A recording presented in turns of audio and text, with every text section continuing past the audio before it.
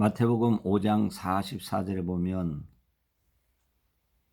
또 내 이웃을 사랑하고 내 원수를 미워하라 하였다는 것을 너희가 들었으나 나는 너희에게 이르노니 너희 원수를 사랑하며 너희를 핍박하는 자를 위하여 기도하라고 하심이 주님의 교훈이십니다.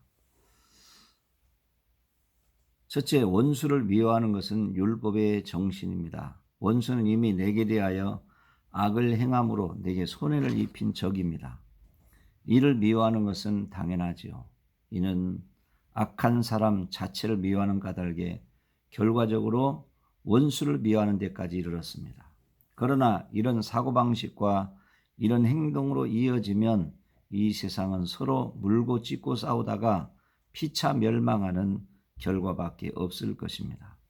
그러나 원수를 갚지 말고 오히려 사랑해야 피차 화평을 누린다는 교훈을 하신 것입니다.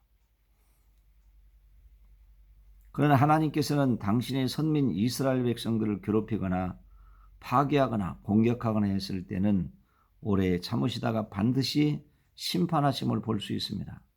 선민 이스라엘은 하나님의 교회입니다. 교회를 파괴하는 세력은 반드시 심판하십니다. 하나님은 불순종하는 애굽을 미워하여 10가지 재앙으로 치셨어요. 또 하나님은 이스라엘 백성들을 추격하는 애국 군대를 홍해에다 수장시켰습니다. 하나님은 이스라엘을 공격하는 아말렉을 역사가 500년이 지난 후에 사울왕을 통해서 아말렉을 진멸시키라고 말씀한 겁니다. 하나님은 광야에서 금송아지 우상 숭배했던 자들을 3,000명이나 도륙하게 했습니다. 자, 대한민국을 사유지로 끌고 가 교회를 파괴하고자 하는 것은 하나님을 대적하는 것입니다. 하나님을 대적하는 이런 세력들은 반드시 철저히 하나님의 심판을 받게 될 것입니다. 이러한 때일수록 믿음의 사람들은 믿음을 잃지 말고 더욱더 굳건하게 하시기를 간절히 바랍니다. 두 번째로 정당 방어도 용납되지 않는가? 자, 원수를 미워하지 말고 사랑하라는 교훈은 자칫 잘못하면 절대로 다투지도 말고 싸우지도 말라는 뜻으로 오해하기 쉽습니다. 그러나 전쟁에는 반드시 침략전과 방위전이 있습니다. 우리 기독교인들로서는 침략전은 절대로 해서는 안 됩니다. 그러나 방위전까지 반대하거나 포기할 수는 없는 것입니다.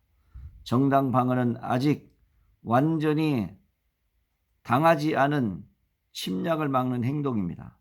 만일 방어를 안 하고 적으로 침략하도록 버려둔다면 침략자들로 승리하게 하여 저들의 전쟁 동기를 합리화시키게 되는 결과를 초래하게 됩니다. 따라서 전쟁으로 인한 피해와 희생은 침략자들의 전리품밖에 되지 않는 것입니다. 남편이 날마다 노름을 할 경우에 어떻게 하겠습니까? 아내가 방관한다면 남편도 버리고 가정도 버리게 되는 겁니다. 그러므로 찾아가서 뒤집어 엎어야 됩니다. 머리끄댕이가 다 뽑힌다고 할지라도 남편을 위해서, 가정을 위해서 노름을 하지 않도록 막아야 됩니다. 남편이 말하기에 바람을 피울 때는 어떻게 하겠습니까? 남편을 진정으로 사랑한다면 막아야 되겠죠. 반대해야 되겠죠. 가정을 지키려면 바람을 피우지 못하도록 해야 됩니다.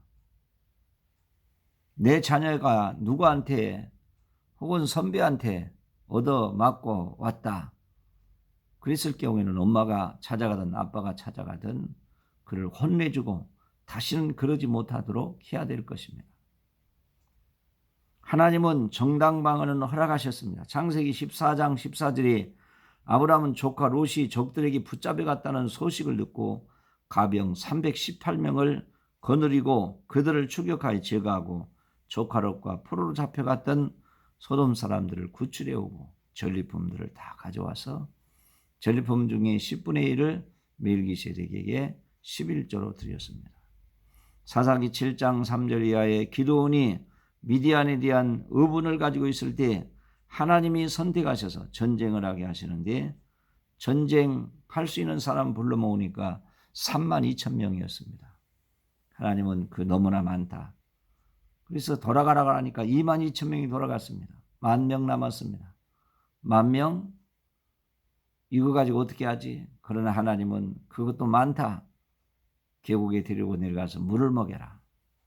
그러니까 물을 먹으라고 하니까 그 더운 팔레스타인 지역에 물 먹으라고 하니까 골짜기에 엎어져서 힘 있는 사람들이 먼저 골짜기를 차지하고 먹습니다. 그런데 손으로 움켜 떠서 한 모금씩 마시는 자들만 고르라는 겁니다. 손으로 움켜 떠서 마시는 사람은 골짜기를 차지하고 엎어져서 먹는 사람에 비해서는 약한 사람들입니다. 그 약한 사람들을 골라 세운 것이 바로 300명입니다. 그러나 하나님 그 300명을 데리고 미디안을 물리치게 하신 것이죠.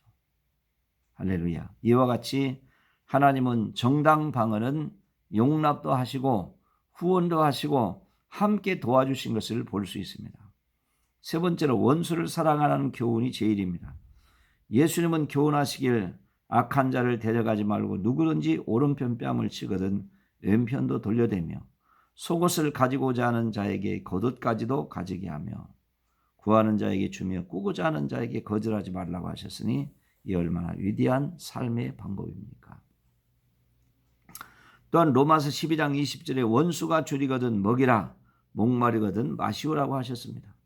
뿐만 아니라 주님은 마태오 5장 44절에서 차라리 원수를 사랑하고 핍박하는 자를 위해 기도하라고 하셨으니 이 교훈이야말로 우리 그리스도인들에게 있어서 제일 귀중한 교훈이 될 것입니다.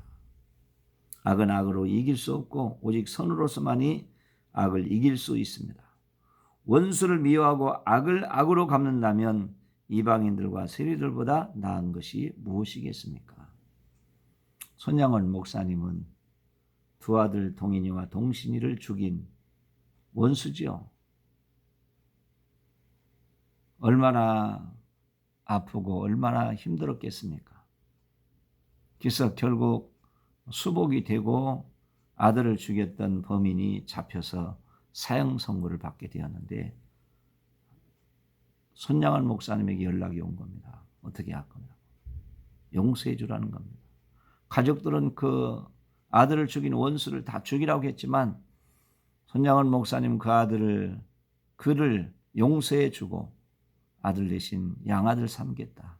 양아들을 삼아서 정말 신실한 믿음의 사람으로 변화시켜서 그렇게 세운 것입니다. 이것이야말로 진정으로 원수를 사랑한 교훈입니다.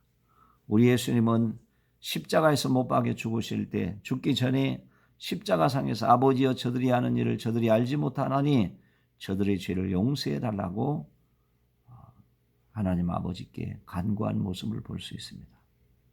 십자가 정신만이 원수를 사랑할 수 있습니다. 결론으로 하나님은 해를 악인과 선인에게 비추어 주시고 비를 의인과 악인에게 동시에 같이 내리시나니 하늘에 계신 아버지의 온전하신 것 같이 너희도 온전하라고 말씀하신 것이 하나님의 자비로우심입니다. 오늘도 우리에게 원수를 사랑하라는 하나님의 말씀 마음판에 새기고 원수 갚는 것이 내게 있으니 내게 맡기라고 말씀하신 대로 원수가 밉고 하지만은 기본적 정신은 하나님께 맡기고 기도하는 우리 모두가 되기를 간절히 바랍니다.